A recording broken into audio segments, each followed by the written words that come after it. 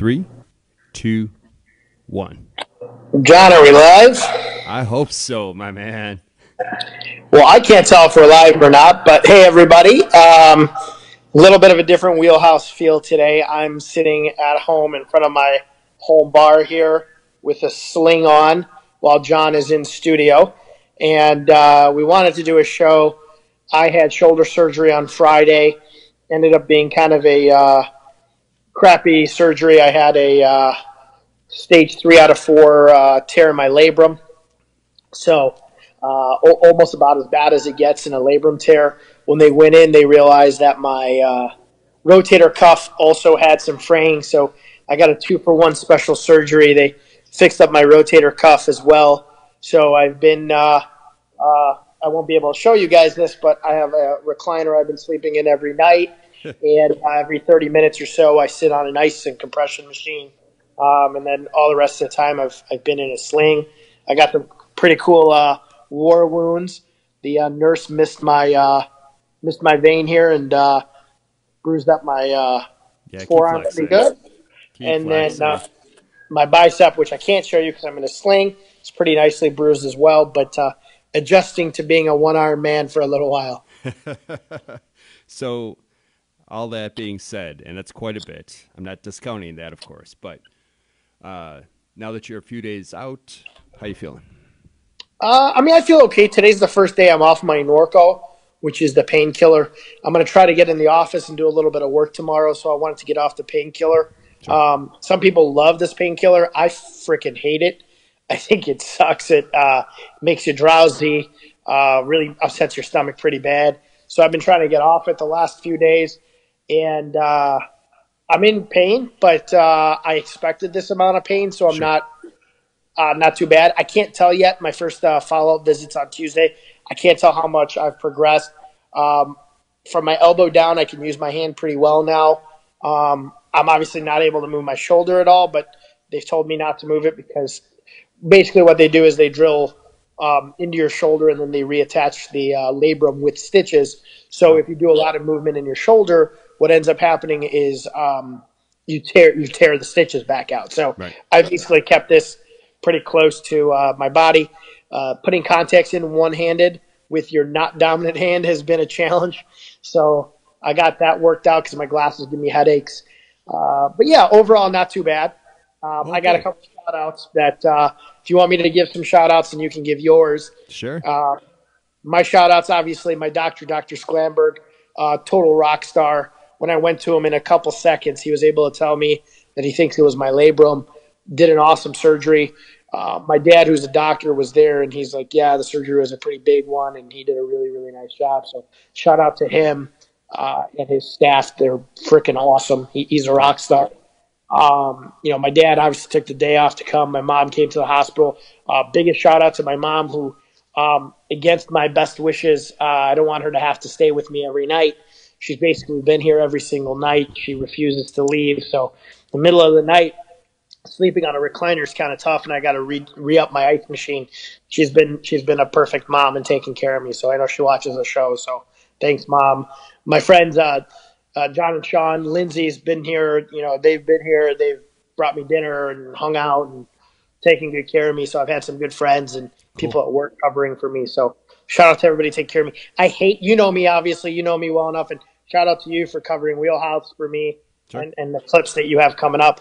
I hate sitting at home. It's driving me freaking off the wall. I think the worst part of this isn't really the pain. It's the sitting around with nothing to really do, which Yeah. drives me ape shit. Yeah. Yeah. It's driving me crazy. I can't wait. I drove today to a foot appointment. I had a foot operation last week. A lot Yep. of people didn't know about. Man. I drove myself today to the doctor, and I was so happy to just drive a car and get the hell out of the house. Well, you seem in good spirits overall. I Yeah, mean, you went through a lot, and I know even though you described it, you're still kind of downplaying it. You sent me some pictures and such. You had a lot done, and it was between the foot, but then the shoulder, which is, you knew that was going to be painful, but good for you, man. I'm glad that you're in such good spirits and things seem to be progressing uh, pretty well. I mean, you work out all the time and you keep yourself in pretty good shape. So I'm a big believer that that helps in recovery. Uh, and it's good to see you're smiling and laughing a little bit. Yeah, I mean, listen, you're in one of these situations where what the hell can you do, right? Like Right. you're just there's nothing you can do. I always say like you can't you can't cry about this sort of thing. No. It is what it is. I knew it's going to suck, and it sucks, but I expected the pain, and I'm just glad that modern medicine's awesome enough that they can go in there, fix your shoulder up, and then I have cool things like this. For anybody who gets any surgery, apparently you can do this for your foot, your shoulder, your arm, anything. It's called a Game Ready ice machine. It's like an ice and a compression machine. It's a lifesaver. They gave me this little ice machine. I can probably take a picture of it and post it at the hospital. It's like this cool jet machine, which was okay. And then I rented this Game Ready machine. Shout out to Matt Nesat, who had the same surgery done and told me I got to get the Game Ready machine. This thing's freaking awesome. It just covers your shoulder, Mm. gives you ice and compression 30 minutes at a time. Wow. Nice. It's awesome. I have like 20 bags of ice at my house, but it's definitely the best thing. Brad just commented he loves the shirt. It's hard to put shirts on, so I'm in a t-shirt. This is my racing team, Round 3 Racing. Shout out to them. Brad, I always tease Brad all the time that I want a medium shirt because I like my shirts tight. So these Mm. large shirts really kind of came in handy this week when I was able to actually finally dress myself in something other than a hospital gown. Uh, the back here And of the we all shirt. thank you. We all thank you for that. Yeah.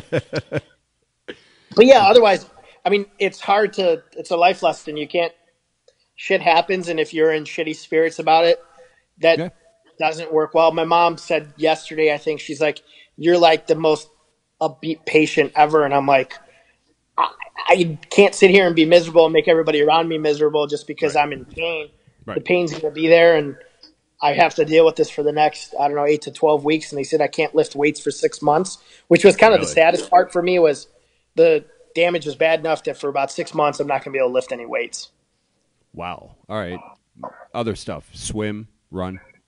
Yeah, Yeah. I back to What's your racing. stuff We there? have a national championship in February, so I told the doctor all I got to do is make sure by February I can actually shift a race car, and then I'll be happy.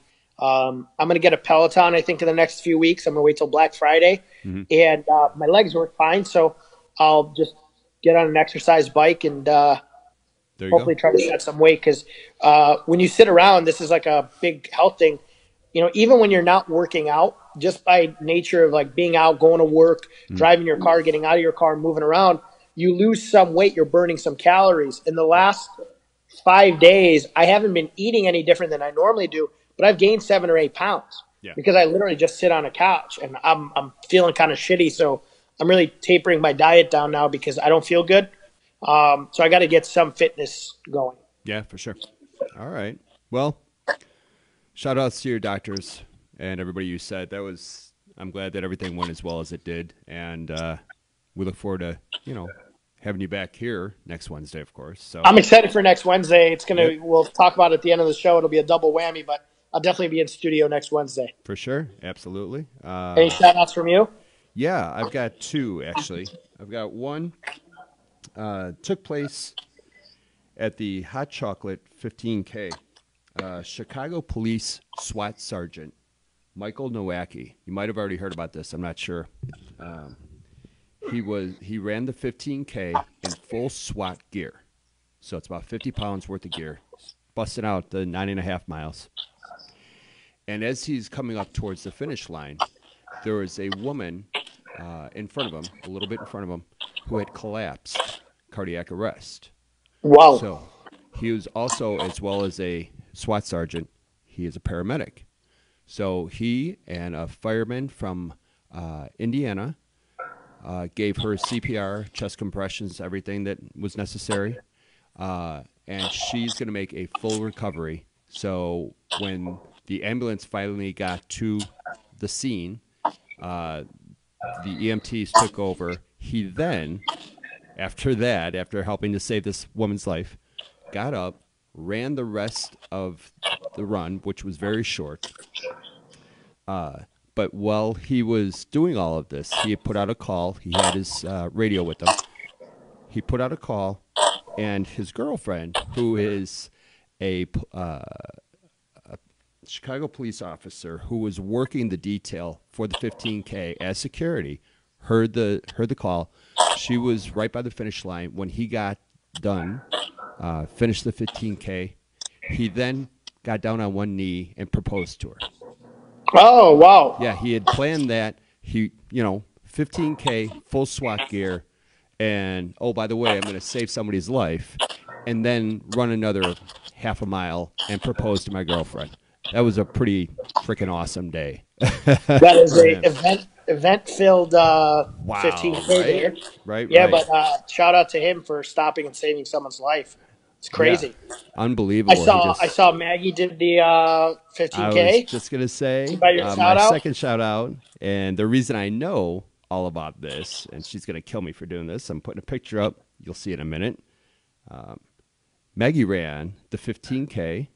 She completed it without stopping at all, and she came in under her time that she had allotted herself. She did it in an hour 51.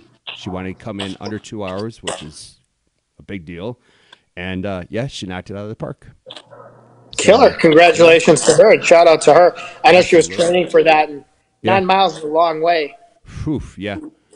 So when we got together naturally later that day, she was so happy that she had done it and done well, but she was very upset she didn't know what had happened with this lady. She saw the whole incident, but she didn't know how everything had come out for this lady who had collapsed. And she saw a blurb on her TV and sent it to me saying the lady was fine, and sent me the police officer, the SWAT sergeant's name. So I looked them up, and that's the shout-outs.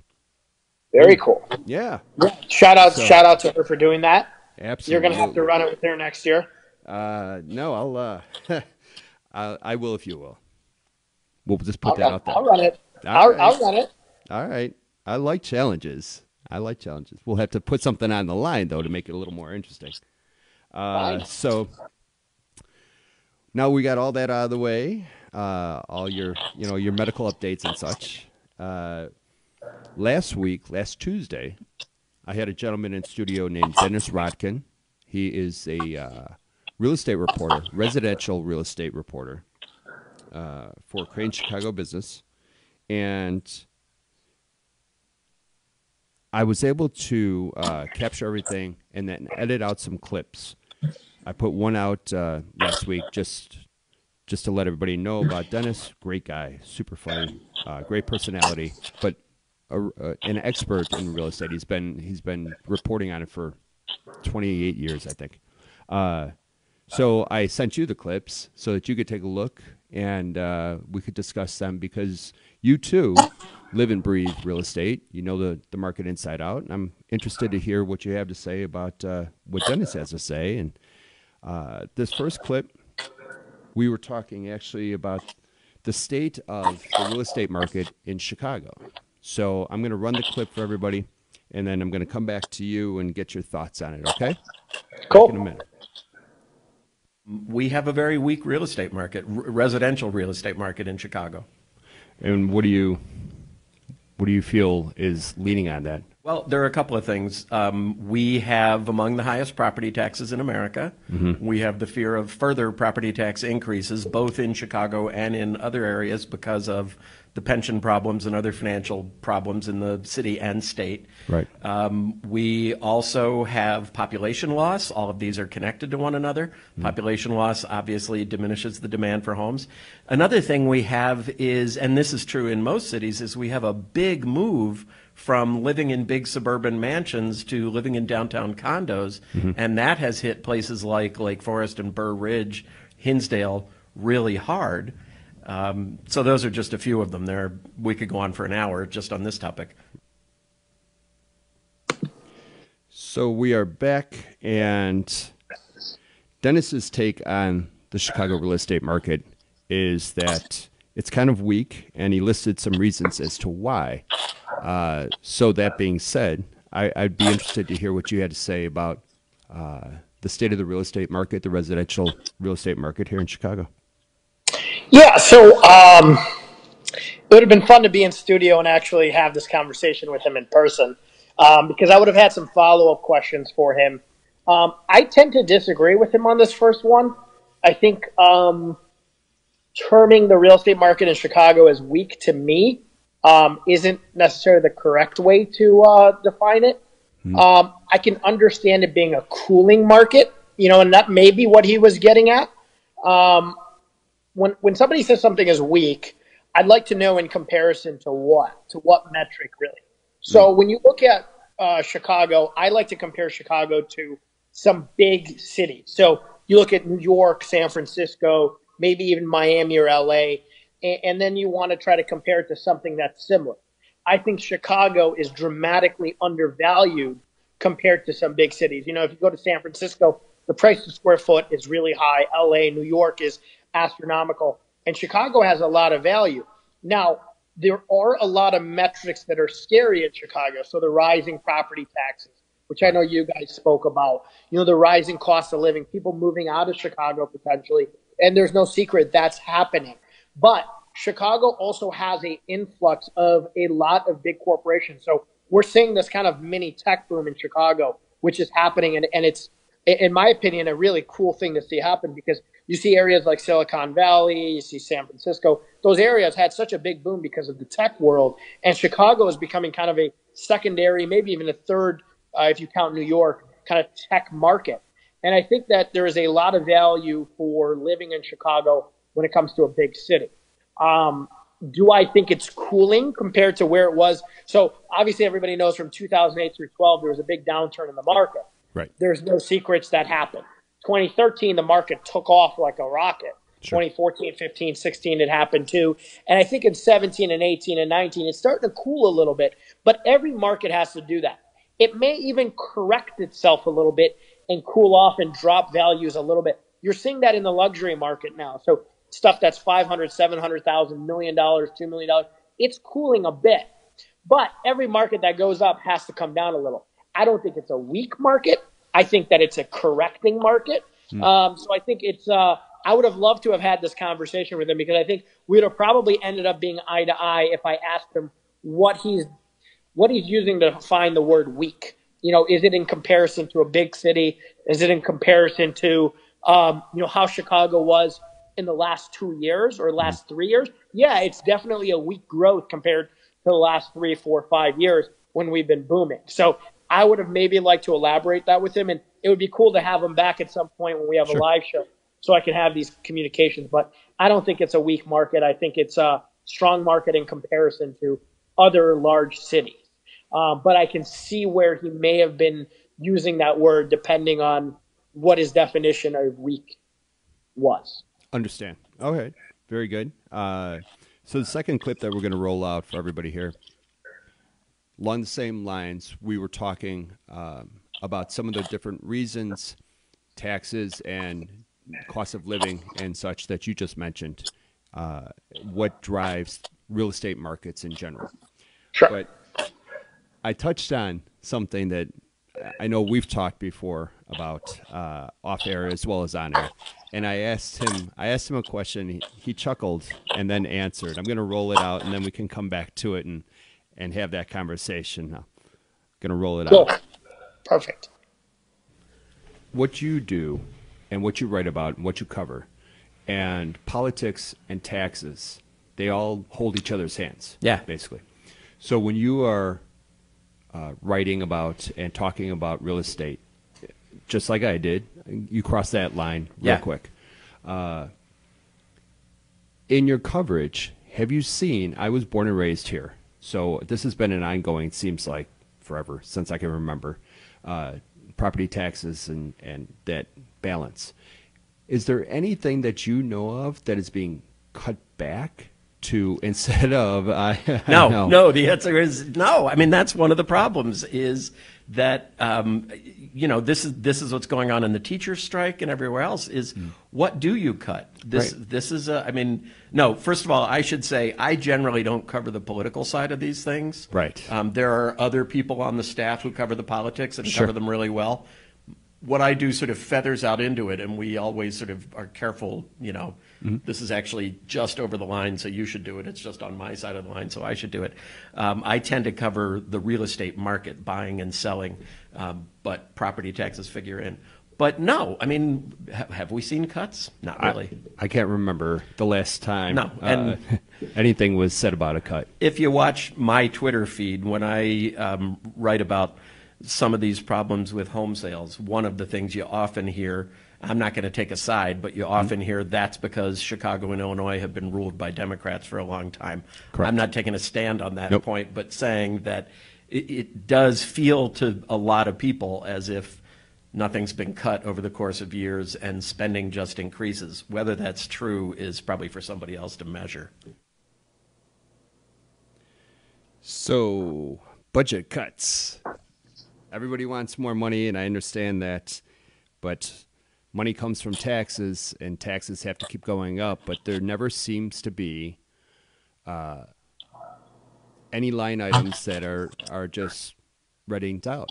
And I asked him, I thought perhaps, I watch the news quite a bit, as you know, and I always looked for the brighter side of things, but it's always just, we have to raise revenue. We have to raise revenue. And some of the things that's being talked about to raise revenue, it's really going to hurt Uber drivers and Lyft drivers. They're looking at a new entertainment tax, hotels and stuff.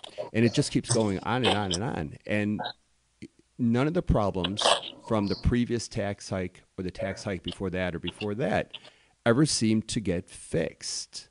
It's just new problems. So the old tax hikes keep going towards fixing problems that never get fixed, and new tax hikes for new problems. Where do you stand on that? I mean, I agree with him and you. It's starting to get almost ridiculous. And I always make this joke. I don't think the city or the state has an income problem. They have a spending problem. They're just like myself. It's a spending problem, and it's irresponsible spending. I mean, you can tax and tax and tax till the cows come home, and that's what we're starting to do now. Mm-hmm. But at some point, if you're not getting spending under control and irresponsible spending, we're just never going to be able to bridge that gap. And it's not just bridging that gap into being profitable. We're just not chipping away at the deficit at all. I mean, it's almost becoming laughable to the point that set aside how it affects the real estate market, it sucks to start to have a feeling of, I don't love being in my city anymore because of this stuff. Like that pride of your town,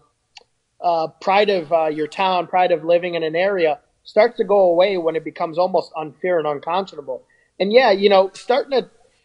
it's like you're taxed every which way. You have an income tax, federal income tax, you have a state income tax, you have a property tax, you have a sales tax, you have a water tax, you have a gas tax. It goes on and on and on and on. Now, I think you alluded to the rideshare tax. It's like, well, people are trying to use rideshare more because parking went up. Mm-hmm. Everywhere, when we park outside the studios at WheelHouse, it's costing me $15 to $20 to be there for 3 to 4 hours just to park on the street. And, somebody who lives in the city might say, okay, this makes no sense to either have a car or, to drive my car around. So let me rideshare. Well, now you're going to hit them with that as well. Yeah. It's at some point, it's going to become unconscionable. Actually, the only thing that I've actually seen the state reduce the cost of is filing LLCs, which is, and I'm sure there's a handful of things, but the cost of owning a corporation now has reduced itself in the last few years. We joke in the office, it's the first thing we've ever seen get reduced from a cost standpoint. And I'm sure they make it up somewhere else. Sure. But yeah, it's unconscionable and it's getting silly. And it really is going to take a real look into the spending problem we have, not really the income problem. The city makes a lot of money. The state makes a lot of money. And we're taxed to the gills in every which way. It's a spending issue. And I don't know if the new mayor is going to have it right when it comes to the city of Chicago. I watched about 10 to 15 minutes of her budget plan. Parts of it I thought were, fashion forward and well thought out. parts of it I was like, well, you're doing the same thing everybody else did. You're taxing and you're not really cutting the spending where spending needs to be cut. So one of the things that I saw when it comes to real estate, and we were talking about real estate taxes and hikes and such, is there's now going to be a real estate transfer fee. So I believe it's whoever is doing the selling, let's say 100,000 just for a round number, they're going to be paying an extra half to a full percent in fees as a transfer fee, which is just the same thing to me. You already have them in Chicago. So that it's city going of up Chicago. Yeah, so this has been kind of so right now. If you're a purchaser in the city of Chicago, Yeah. it's $7.50 for every $1,000 you spend is the city, state, county tax. We Okay. call it the Welcome to Chicago tax, and it doesn't matter if you buy one house in Chicago, two houses in Chicago, three houses, or 100 houses. Every time in Chicago, every time you buy, you have to pay that. Sellers also have to pay a tax, but it's getting outrageous because that's already a outrageous number. So a lot of times when somebody's buying a house right now and they use a low down payment option or they get a credit back at closing, we can Right. minimize their down payment pretty dramatically so that it makes sense for them to become a home purchaser. But when you're charging them another $7.50 for every $1,000 a home they're buying to live in the city of Chicago, that's Yeah. outrageous. It's and the problem becomes when Chicago and Cook County do something, it almost becomes a monkey see, monkey do with collar counties as well. Yeah. So it affects a lot of collar counties. Right now, Cook County property taxes went up. So you're seeing them go up in DuPage. Lake County, nobody really talks about this in Cook County. Lake County's property taxes are worse than ours by a large margin. But they're going up. Everybody's property taxes are going up, and nobody's cutting the spending. Our law firm, we appeal property taxes. Tim in my office is a rock star doing this, and we get so many calls, and we feel awful. I mean, it's my personal property taxes in the house I'm sitting in right now. Mm-hmm. They went up a dramatic amount. They went up about 13-14%. Wow. It's getting killed. Yeah. And what really sucks now, too, is if you're paying more than $10,000 a year in property taxes, that's all you can write off. So before you were able to write off the whole property tax. Yeah. You know, and in Lake County and parts of McHenry and DuPage, which have very high property tax rates, you could be owning a $250,000 house and you're paying more than $10,000 a year in property taxes. That really stinks. Yeah. Wow. All right. Going back to the parking, and I know we talk about this, and you made mention, so we're paying for parking outside, roughly $20 per car, let's say, just to be here on Wednesdays. And those cars are sitting on streets that were paid for by taxes. So it all you're doing is lump it on. And we pay a city sticker that we can be in the city and have that car. Yeah. And when you buy a car in the city of Chicago, you got to pay the sales taxes on the car that you bought for the city of Chicago. Yep. Yay. All right. Oh, one more thing, and this is a bone bring it. I have to pick with Illinois. This one really pisses me off as a car guy, and I've seen a lot of articles shared. So starting on January 1st, if you purchase a car, if you bought a car and you're trading your car in used, what used to happen is, let's say you're buying a $60,000 car and you're trading in a $40,000 car. Okay. You would only pay taxes on the difference. So you'd get a $40,000 credit on your taxes on your trade-in. So you'd pay taxes on $20,000. Right. That starting January 1st has now gone away. The maximum credit you can get is the value of a $10,000 car. So if you trade in a $50,000 car and a $70,000 car, it's like you're trading in a $10,000 car. So not only are you taxed when you buy it new, not only are you taxed when you buy it used, you also don't get the tax trade benefit anymore in the city of Illinois. So used car dealers are really going to be hit hard. And this whole car market of people trading in cars is really going to take a huge hit in the state of Illinois because people are going to say, well, F that. We don't want to trade our cars in anymore. We'll just go sell them private party because we don't necessarily get the tax trade benefit that made the difference of the lower amount you would take for a traded value. So that's a really stupid tax. And it's really going to hurt small business owners. And I have a couple friends of mine that are car dealers, small business owners. It's really going to mess them up. Illinois is, they're basically triple taxing you on a car purchase. Wow. That's effed up. Yeah, that is. I didn't know about that one. I did know about well, things we already just covered. But yeah, that's So if gonna you're pull going a to lot trade, of if you're going to things. trade in a car and you're Do it. thinking of trading in a car, do it now before January 1st. Yeah, If you have a car that's more than $10,000, because you don't get the full trade-in benefit after and that. that's statewide. It's a state tax. It's Yeah. a state. It's a state tax. Damn. All right. Yep. We got one more Cool. segment here where there's a particular neighborhood that I really like, and we talked a little bit about that, but also some of the different neighborhoods around the city, and got some thoughts on different areas as far as price points from Dennis. And again, I'd like to hear what you have to say. Here we go. Yep. Roscoe Village. Uh-huh. I don't know what it is about Roscoe Village. I just love it.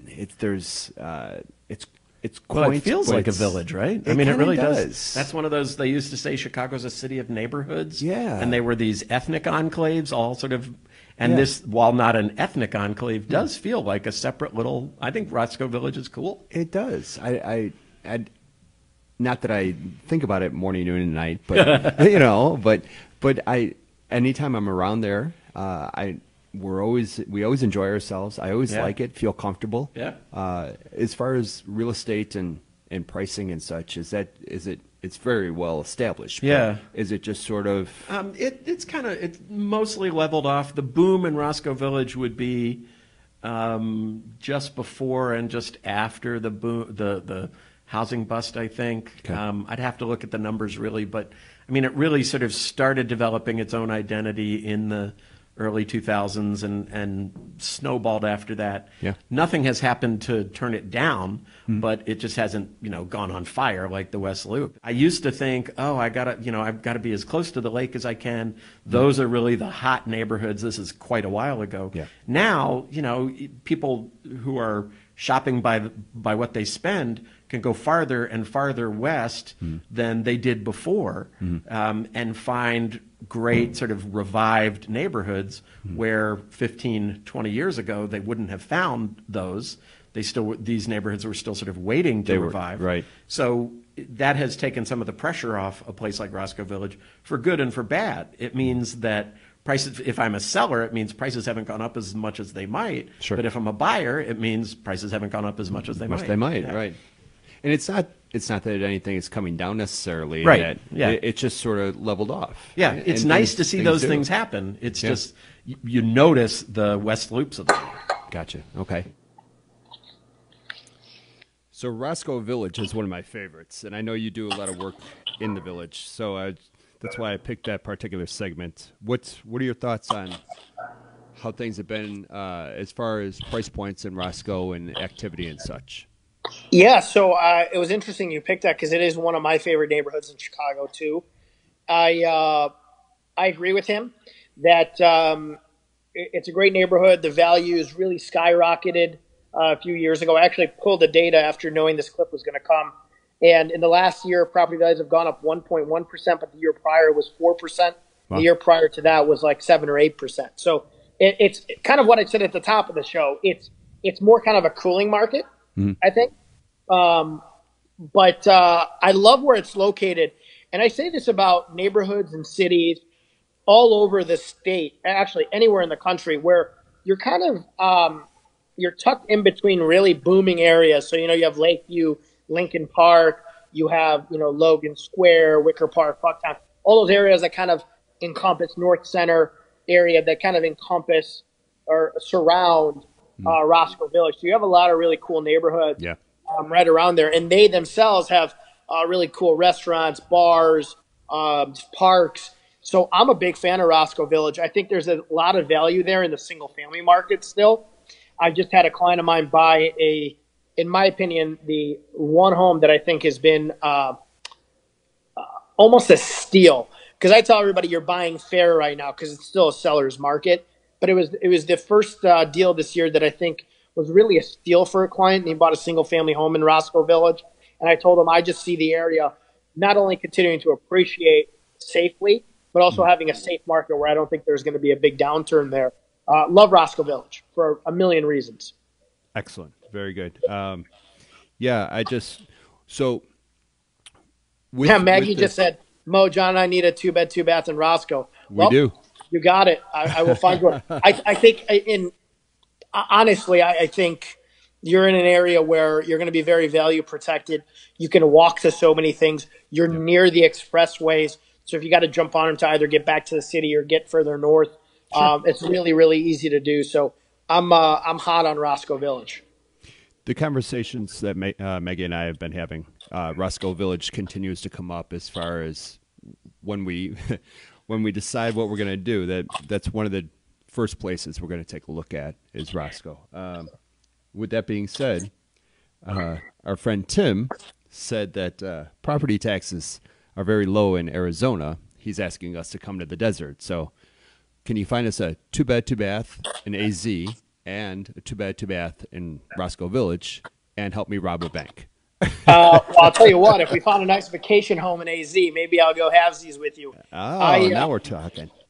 First of all, I already hate this fall, winter. Like I'm Yeah. looking out, it's turning dark already. It's what, Oh, yeah. 3:50 here? Yep. It's bullshit. But yeah, I mean, property taxes are crazy in Arizona. They're crazy low in Florida. They're crazy low in so many places. Yep. We're getting murdered on every Yeah. which way. I bet, and I don't know this, I bet Arizona's sales taxes and income taxes are far lower than ours too. I'd be willing to bet, and I know Tim's watching, so if he can throw a message up there and let us know, because he's very He goes lots educated of on banks. Chicago. Oh, he just said lots of banks out here. Very You're gonna good. have to wait. You're gonna have to wait about 4 to 5 weeks so I can be your getaway driver. Oh, very good. I'm All doing right, now. cool. I like it. I like it. But he touched on a couple other areas like West Loop, and He there's did. a lot of really nice booming locations in Chicago. I think Old Irving is one of those areas of Chicago right now that's booming like crazy. I almost think way too fast. Single family homes there are starting to get into almost ridiculous values, Really? similar to Lincoln Park values for Okay. parts of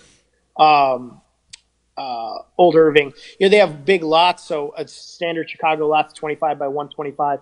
You got 50-foot, even sometimes wider lots out there. Values are going up there. Obviously, on the off-market show, we've touched on Pilsen a lot. Pilsen's boomed like crazy. Right. That area, again, it's got its own little nightlife, just like Roscoe Village does. Great Sure. bars, restaurants, breweries coming in.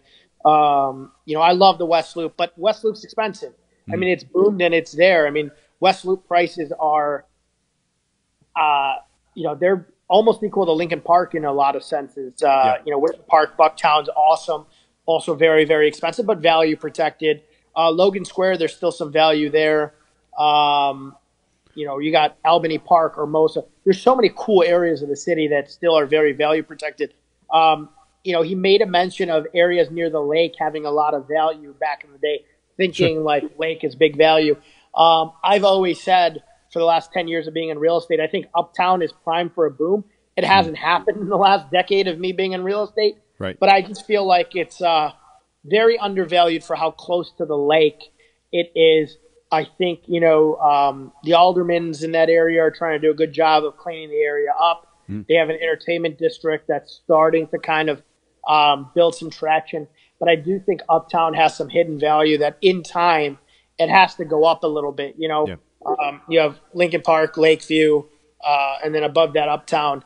And the value hasn't caught. So you get some really cool, close to the lake properties for, 50 cents on the dollar compared to Lincoln Park and Lakeview.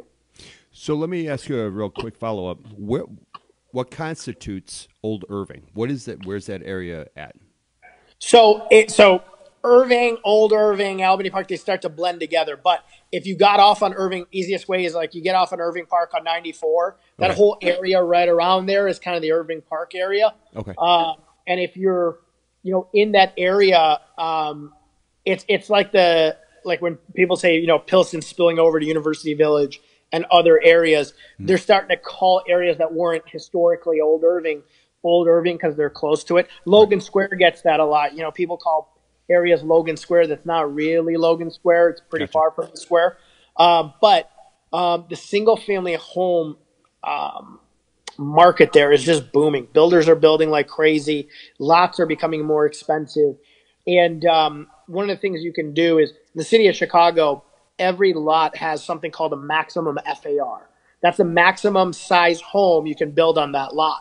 Nowadays, everybody builds the biggest damn home they can on a given lot Right. because they just maximize the size of the house. Well, when your lot is twice as large as the lot, someplace in Lincoln Park, you can build a pretty monster house on that lot and also get a good amount of backyard space. So you're starting to see a lot of people building out there.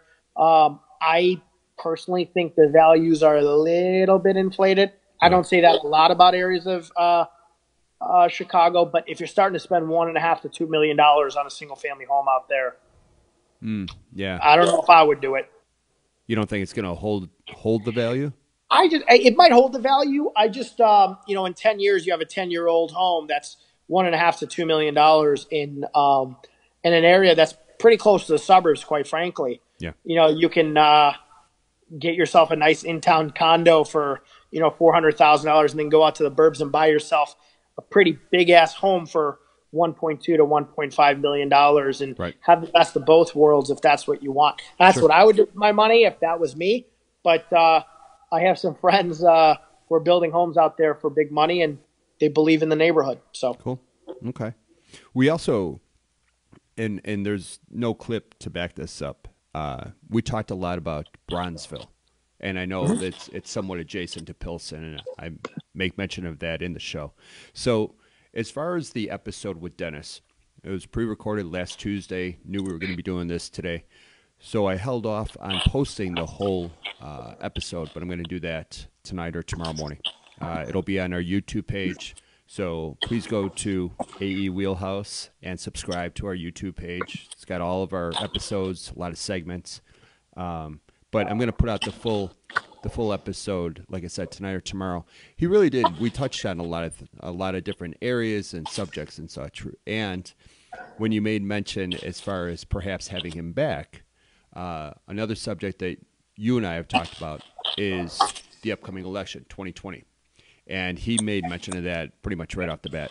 And so I put in a reservation and said, hey, listen, I would like to have you come back right after the election, see who wins, what side of the aisle, and then we can talk about the real estate market looking forward and what hopefully it'll be in studio with you and he, so you guys can kind of go back and forth and see where you might differ and see where you might agree. Yeah. Did he have any take on what he thinks is going to happen next year with the election? Well, he didn't want to get into that, but he did say sort of similar to what there's right now. It's just a weird time as far as what to do with real estate, whether it's your main residence, if you're considering selling, but you're not 100% sure. Also, as far as investment properties, it's just a weird time right now because nobody knows how the election is going to go. There's a long time between now and November and next November. And, there's going to be two radically different points of view running in the election. And as far as how to tax people and how to raise money and, medical insurance and all that stuff. But yeah, it's a very interesting time right now, as you've mentioned also, when it comes to real estate and investments in general. Yeah, I think if anybody thinks they know exactly what's going to happen next year, they're just taking a guess. Yeah. Next year is going to be one of the funkiest elections we've probably ever had, at least in our lifetime. So I will be curious to see what happens. I'm telling everybody, if you're buying an investment for the next 20, 30 years, totally fine. Do that, even in the next 10, 15 years.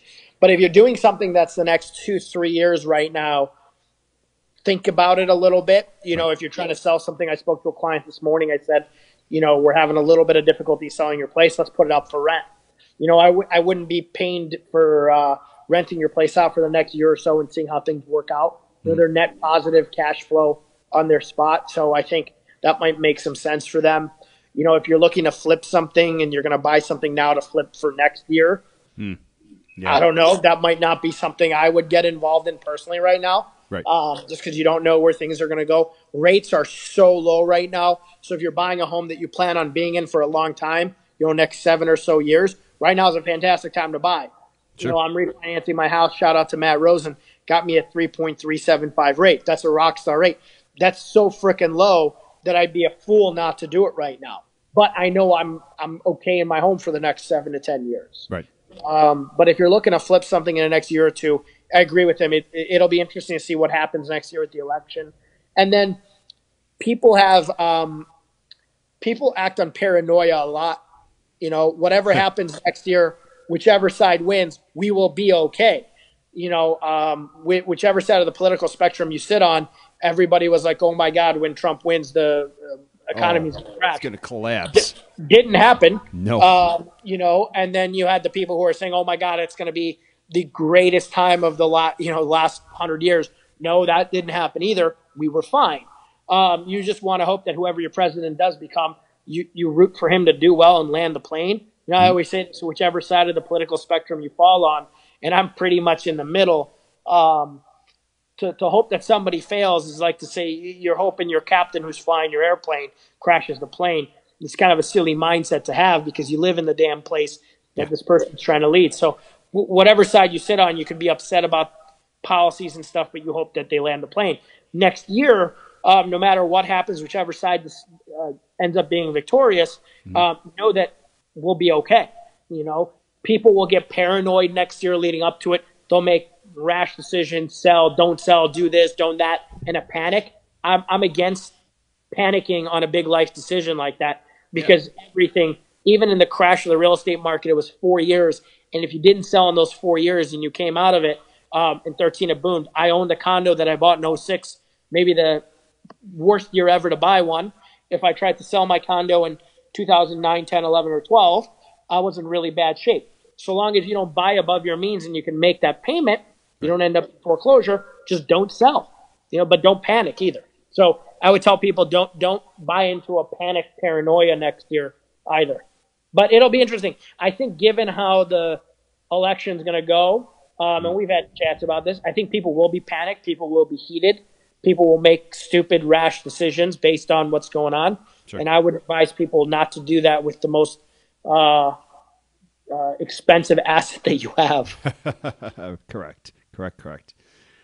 All right. Well, sir, it's been we made it an hour. Yeah, we did actually. Yeah.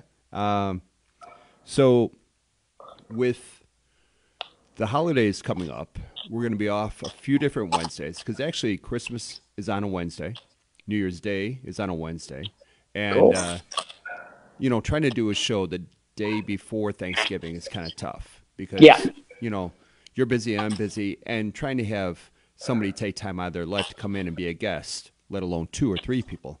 So we're going to forego that. But what we've decided to do is next week it's going to be a busy Wednesday here in the WheelHouse studio because we're going to do 2 shows next Wednesday, both live. I'm going to put up graphic number 1 and announce next week's early guest. We have Larry Potash. He is the Channel 9, WGN, Channel 9 morning news anchor. Really nice guy. Very smart.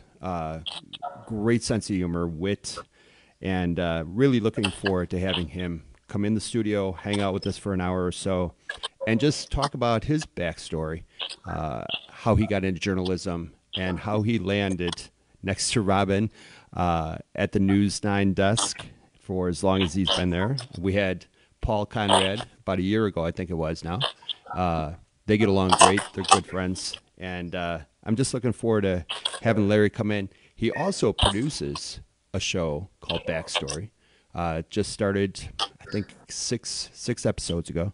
And he picks different points in history and kind of gets into details that maybe didn't make the mainstream story and really gives backstories on things that you think you already know about. It's really, really cool. Nice guy, very smart. It's going to be a great show. I'm excited about that. We got a famous guy on. I know. It's going to be fun. It's going to be really, really fun. He's a really funny guy. Yep. And then at 3:00, special start time. Larry's going to be here. He gets up at like 3 in the morning, so he can do his early morning show. And he gets done, I believe, at 10. So we're going to do the early show at 11 a.m. So 11 a.m. with Larry Potash next Wednesday. And then at 3 o'clock, our normal start time, we have Mary Cousin. She is the founder of ShyTag. What that stands for is the Chicago Toy and Game Expo. I found out about this, and I can't wait to go. It's on Navy Pier. It's been going on for years now. I never knew about this. And basically what it is, inventors of games, board games, and toys from all over the world come in to pitch their games and show off to like Hasbro and that. But also, over the weekend, she opens up Navy Pier to the public, and you can go in and play all kinds of new games and meet the inventors. She named off a few different people that are there. Cards Against Humanity. The inventor of Cards Against Humanity will be there. I can go on and on, but that's the one that jumps out at me. So she's going to be here talking about some of the games that are going to be hitting the market in the years to come, and also about the show itself and how she got into that. It's really fascinating. So that is going to be our normal show at 3 o'clock. So we've got a full day of WheelHouse next Wednesday. Yeah, cool. It's going to be Mo and John in studio for a long time, and I think we have the off-market show after that. So perhaps we do. Yeah, it's going to be we're going to have a lot day. of filming, but that's going to be cool. I'm excited to chat with Larry. Paul was obviously one of the most fun guests we had on WheelHouse in the last year and a half, and yep. Larry's a funny guy. Tim mentioned Larry's so funny. He said he was the barber who cut Paul's hair with the Flow Be On Air. Yeah, so yeah. Cool to ask him about that. And then obviously, I'm psyched to talk about gaming and games and Mary's for those that don't know Cards Against Humanity, it has blown up to a point that's insane. They actually made a very crazy political statement, anti-wall. They bought a piece of land and basically said, okay, you're going to have to take us to court to be able to build the wall, and we have a shit ton of money, so good luck. Really? I didn't know that. Yeah, kind of crazy if you Google that. Okay. Owners of Cards Against Humanity basically took this really fun game, which I love, and blew it up, and they're almost billionaires, I think, at this point. But, that'll be cool as well. Yeah, very, very fun. So that, unless you have more to add, I believe that you did great. You got through the whole show without crying once. 30 minutes, 40 minutes overdue for my ice session, so I'm going straight to my you're starting to couch. Fidget a little. Yeah, it's it gets really tight. So I have basically 4 holes in here and a bunch of stitches. Gotcha. And it just gets really, really tight. And like I said, today's the first day off painkillers, so I'm feeling it. But like I said at the top of the show, no sense in crying about pain. It is what it is. It is what it is. All right, so with that being all said, we will see everybody next week at 11 a.m. and then again at 3 p. Here in the WheelHouse studio for Mr. Mo Dadkhah and I. We are going to sign out until next week. Hope everybody has a great evening, great weekend, and we'll see you next Wednesday. See you guys. In 3, 2, 1.